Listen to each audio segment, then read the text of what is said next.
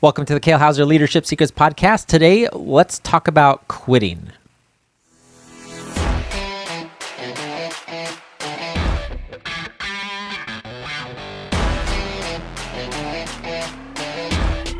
Hello, everybody, and welcome back to the Kale Houser Leadership Secrets podcast. My name is Kale Houser. Thank you for joining me today. I want to talk about a subject that it's honestly a little bit difficult to talk about, and I will use a story from my past to illustrate this struggle that I've had, and that's the concept of quitting. I have said many times, and there's lots of people out there that have said that the only way to fail is to quit. And I have found this to be very true in my life. There have times where I have quit, and then because of that quitting, and not just the failing of, getting the results, but, just it goes beyond so much more than just walking away from that job or walking away from that thing, quitting that thing. That failure kind of affects other areas of your life. So I had the opportunity as a young officer. This is before I became an MQ-9 pilot. I was a mechanical engineer. I worked in Oklahoma City is where I was based. And then the Air Force has what's called the Air Force Research Laboratories. It's kind of one of the, research divisions, and they do all kinds of different things having to do with research and anything you can imagine associated with the Air Force. But they had this thing called the Air Force Research Labs Commanders Challenge, and they had hosted it, 1 or 2 years before. And the idea of it was to kind of take those young officers that are, fairly new into that career field, and then mix it with some of the new, because the research end has a lot of civilian engineers and not contractors, but civilian Department of Defense employees that work in that areas too. And it was to take a couple young civilian government workers, DOD, basically our counterparts. They just weren't in the military. They just worked for the Department of the Air Force, and create these teams in this little bit friendly competition. And the call went out like, hey, I forget what year this was, probably 2008, 2009, somewhere in that range. The call went out like, hey, this year's Air Force Research Labs Commanders Challenge is happening, send in your applications if you want to apply for it. And we got to go up to Wright-Patterson Air Force Base in Ohio and hang out for a couple months and tackle this problem as a team. And then at the end of it, because you had a certain amount of funding that they gave you to, buy materials and do all the stuff, whatever it was you did as part of your solution. And at the end of it, you went down and did this kind of head-to-head competition and these panel of judges kind of judged and then awarded a winner and a trophy and all that kind of stuff, and it was just it was for the experience of it. But past winners of Commanders Challenges had been moved on and became like a legitimate program that the Air Force Research Labs kind of took on and sponsored and developed to like, oh, this actually warrants further research of this could be a completely viable thing to institute into our military. And the call went out, and that year's challenge was to create a scalable standoff early detection warning system for, like, say you've got a small team, a recon team that's out in hostile territory and they need to bed down for the night. They need to be able to throw something down that will alert them if the bad guys are coming from a standoff distance. And then vice versa, it needs to scale up to, you've got a small little, contingency unit that maybe they've built tents and they're doing that, and they need to do a little bit more secure perimeter for a slightly larger, but without a full-on like base type level thing. And it was really interesting. I got selected for it. We had, again, it was 2 teams from all across the Air Force. So we had people, from all kinds of different bases and different backgrounds, but we were all engineers because that was kind of the point of it.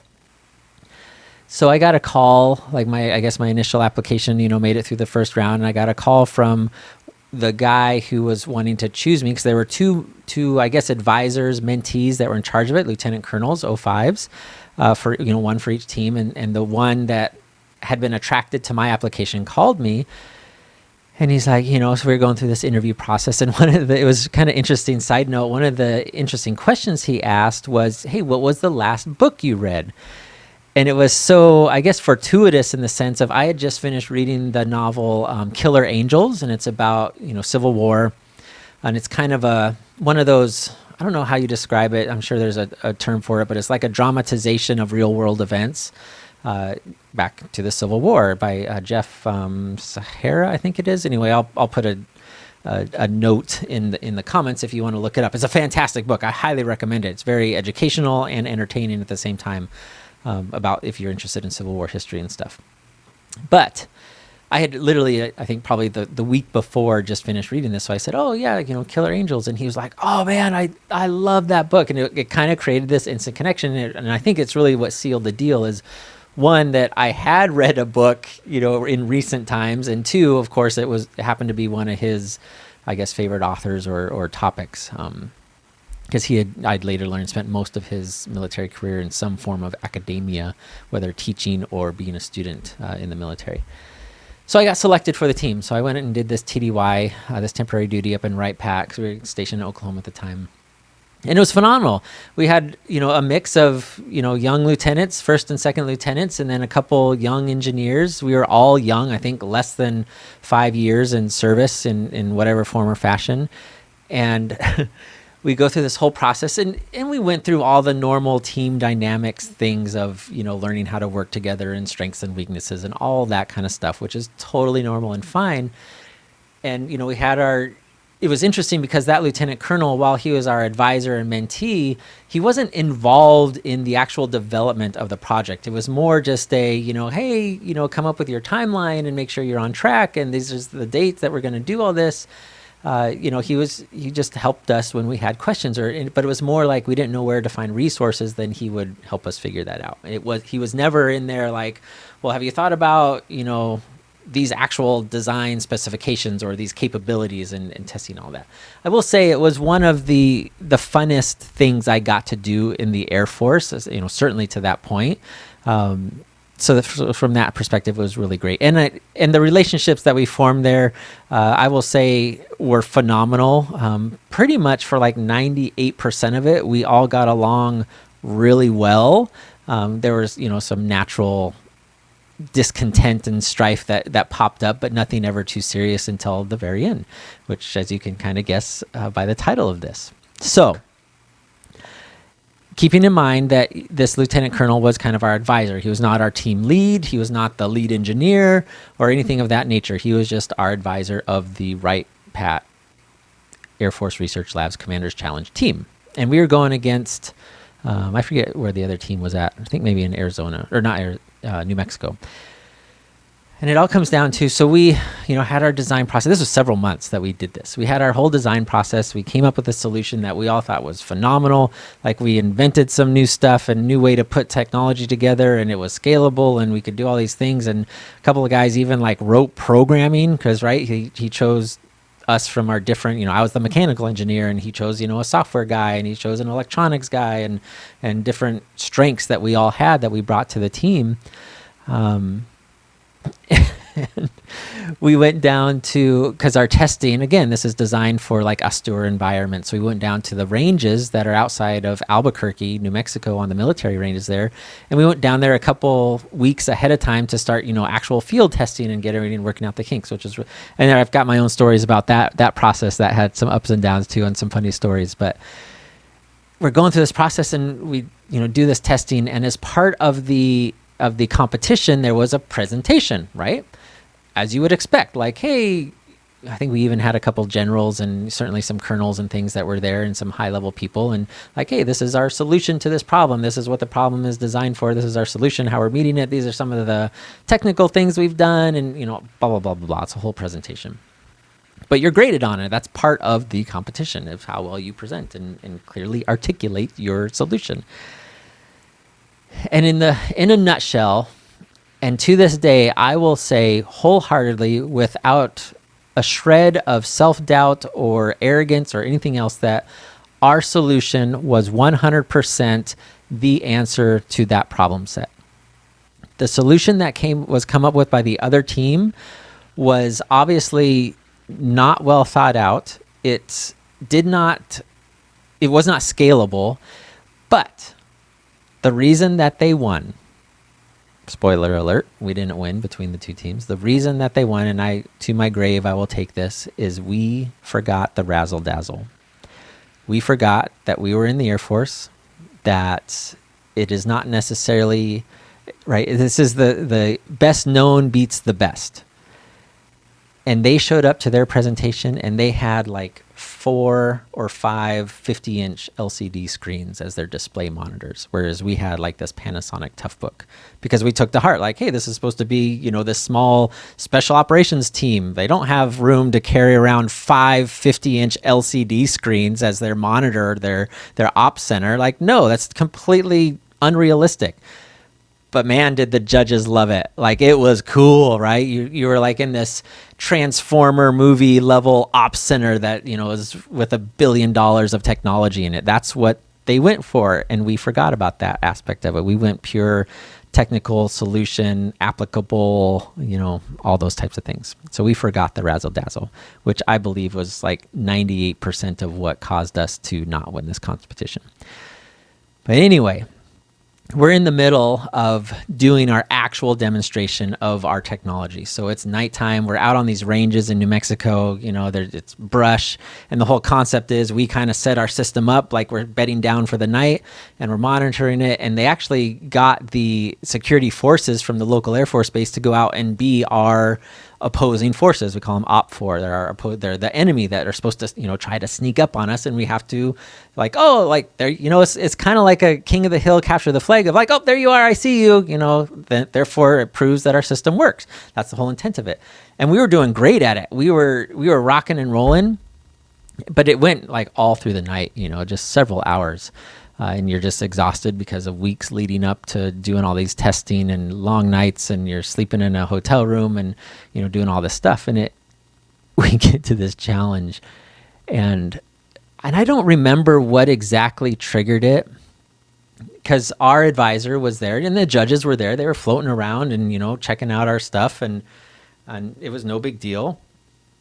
I don't remember a specific failure or point that caused it, but I do remember, because I wasn't the team lead because I was one of the younger in ranking, but I was kind of in charge of the, like, oh, here's this input. So then I would radio over to our friendly forces, our security forces, and say, oh, you've got a contact over here in this sector. Go check it out. Like, I was that interface because of my background being command post. I was kind of more natural at it than the other people that were on our team. And again, I don't remember what it was that caused it, but all of a sudden, I don't know if I did something wrong or I wasn't doing it as well as what could have been done. Whatever it was, I truly don't remember. And maybe I'll ask one of my teammates at one point, like, hey, do you remember what it was that caused this?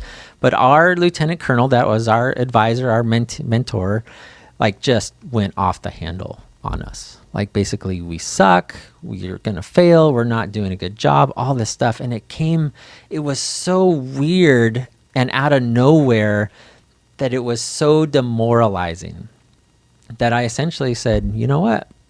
I quit. Like, this isn't worth this. Like, this is supposed to be, at this point, like, there's nothing left to do, right? There's no more development. There's no more design or technical or soldering or anything. This is the solution. We're making it work as best we can with what we've got. But that wasn't good enough. And he came down like just super heavy and just this insane, essentially like, I'm taking over and all this stuff. And I'm like, screw you, I quit. And I literally walked out of because we were operating out of a big kind of utility trailer. And I walked out and said, oh, I'm done. See you later. It's like 2 a.m. or 3 a.m. or something like that. And the rest of my team sitting there going like, oh, like, this is crazy. And finally, after I think the lieutenant colonel realized what he had done and he left, like, oh, whoops, and left. But I was super pissed. I was super pissed, and to the point that I had quit. I had completely given up, to my regret.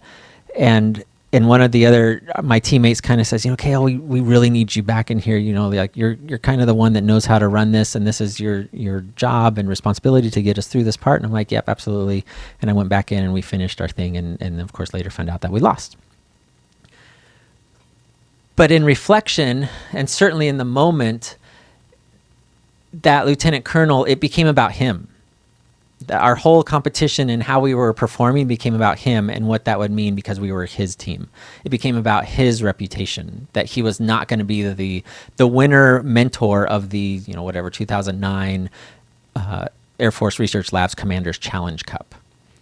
And he took it to the extreme to like, and honestly, I'm like, what are you going to do at this point? Like, you can literally do nothing. This is our solution. There's nothing you can do to fix it, you know? And again, I don't remember what specifically set it off, but it became about him and his reputation. And in turn, he kind of made a fool out of all of us. Cause I think there were, I don't remember how many were on our team without going through all the names, but you know, half a dozen of us on the team. But he made a fool out of all of us and all of our efforts and sacrifice, you know, with time away from our families, you know, stepping out of our careers to do this challenge, even though it was cool and special. And he made a fool out of our efforts for the past several months. And it made me feel like a fool, like, you know, hey, if you didn't like how we were doing it, why didn't you say something 2 months ago when we were coming up with this solution and all this kind of stuff? You're supposed to be our mentor.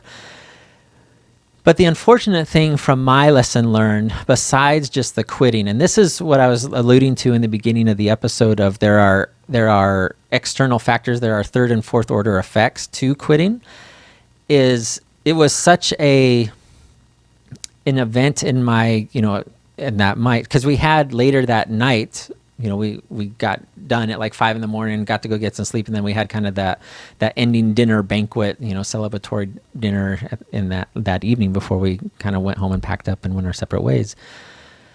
But I took it out on our team lead. Our team lead was this gal, a civilian engineer, totally capable, different personality than me, but that's totally fine. We had worked together up to that point. We had a couple little differences, opinions, but nothing that we couldn't work together leading up to that point. But the stress of the situation and certainly that final nail in the coffin, I absolutely took out on her to my complete and shameful regret that I allowed the stress of the environment and as well as my example of how he had treated us for me to treat her, and I walked away from that, you know, months-long relationship, never really apologizing or making amends for that. So that is kind of what I'm alluding to is there are other things that you don't consider when you quit something, no matter what the circumstances are, and that was certainly it. So I want to. The point of this is really twofold. One, if you're not involved in the process immediately, you cannot just step in and take over. If you are the business leader and you've got some project going on in your office that maybe you're getting updates on, but you're not involved in it, if you know what I mean, you can't at the last minute when that team is pitching that client or pitching that new vendor or coming up with this cool new design for your widget that you sell, you can't at the last minute come in and say, oh, we're going to do it my way. You know, I know the best, even though I have no idea what you've been doing the last 2 or 3 months or 6 months on this project. It's completely demoralizing and it's wrong. It's stupid is what it is. If you care about your teams, if you care about your business and product and all those things, it's just plain stupid. And I think you can understand that. And then the second fold is right on your, if you end up in that situation where that's happening to you, that lack of perseverance and pushing through for the good of the team versus how, you know, some external factor is affecting you. And I failed at that in that instance. And many instances since. It's an ongoing lesson and learned. I will say I have to share this. This funny story, man. It's still scaring people is just hilarious to me, and it's fun, and my kids can attest to that. And this is I would argue one of my top 3 scares of all time, and I'll share this with you. We were in New Mexico and we were testing these sensors, you know, like laying them out in the grass and seeing how much like the movement of the bushes affect them and all this stuff. And it is pitch black out there. It is, you know, we're out on these ranges in the middle of nowhere. There's no city lights. Like Albuquerque, the city itself is, you know, miles and miles and miles and miles away. So it's just us out there and our flashlights and things, and we're walking around. Well, one of our guys, who was one of our software guys, programmers, had stayed in the truck working on his laptop, because that was what his job was. Is he was trying to program these, I think the GPS or something on our devices. And, you know, he had stayed in the truck at the entrance to the field, and the rest of us were all on the field. So we had finished something up and I was walking back. I forget if I forgot something or needed to grab something out of the truck, and I'm walking back, again, pitch blackout, but I could see the truck. So I knew that's where I was walking. So I didn't have a flashlight or anything on me, because he had the door propped open. It was, you know, New Mexico in the summer or spring, if I remember. So it was a beautiful night out. As I'm walking, like he's not paying any attention because he's involved in his laptop and in his Panasonic Toughbook, and he's doing his thing. And I go, oh, he can't see me. Between the dome light of the truck and the glare of his laptop, like he has zero night vision. And of course I've been out and my night vision is as best as it can be. And I go, oh. So I go into kind of that creep stealth mode of trying, because there's lots of bushes and it's gravel and dirt and rock and stuff. And I sneak around to the front of the truck. And again, he's got the door open. He's sitting in the driver's seat. He's got the door open and with like a foot kind of propped a little bit outside and the laptop on his lap. And I'm kind of creeping up on him, and I can see him plain as day, and he's in full concentration mode. And at no point did I go, oh, this might be a bad idea. I'm just going like, hee, right? Like my inner me is going, about to go with glee, with delight. And I sneak up and I kind of put my hand on the hood of I think it was like a sport utility vehicle. It was a rental vehicle, because I was going to come at him in between the door jambs, right? Where the door is open and the split in the front glass window. And I don't know if I like scuffed a rock or something, but he kind of heard something. So he does that little like look up. But again, his eyes are like saucers because he's trying to see into the pitch black, and there's nothing, even though I'm at this point less than 4 feet away from him, probably 3 feet. So I kind of steer, and as he's looking up, and just as he goes to kind of look back down, I just come at him like, whoa, right? And man, if that would have been a convertible, he'd have been like through the roof to the moon type of a jump. Fortunately, he did not drop the laptop. He kept it, but let's just say he did not enjoy the joke. He was livid pissed at me, which kind of made it all the more funny as he was chasing me around and stuff and trying to hit me. But it was super funny. And I was rolling about it for a long time about that. So anyway, that was my experience. Well, part of my experience with the Air Force Research Labs Commander's Challenge. It was a highly fun, educational, more so than the engineering side of it and the design side of it, just the interpersonalities and working with teams from just every different background, and figuring that out, as well as being introduced to like different mentalities in the Air Force and senior ranks and things like that. It was fascinating. I wish it would have turned out better on lots of different levels, but it is a lesson that I've taken and learned and applied to my life as I've moved forward. As I hope you do. As I hope you take some of these things that I've been trying to communicate to you as things that, not set in stone of it will work one way or another for you, but really just take it as a lesson and under consideration in your own examples and in your own situation. And that way you're maybe slightly better prepared to handle those future conflicts or things of that nature when you're put into similar situations. All right, everybody, I hope you enjoyed the story time. I hope you enjoyed one of those kind of outstanding things from my past. I'd love if we ever get connected. I can tell you a couple more, funny stories about that whole experience, because it certainly had a few. All right, we'll talk to you soon. No matter where you're at in the world, have a fantastic afternoon. Bye.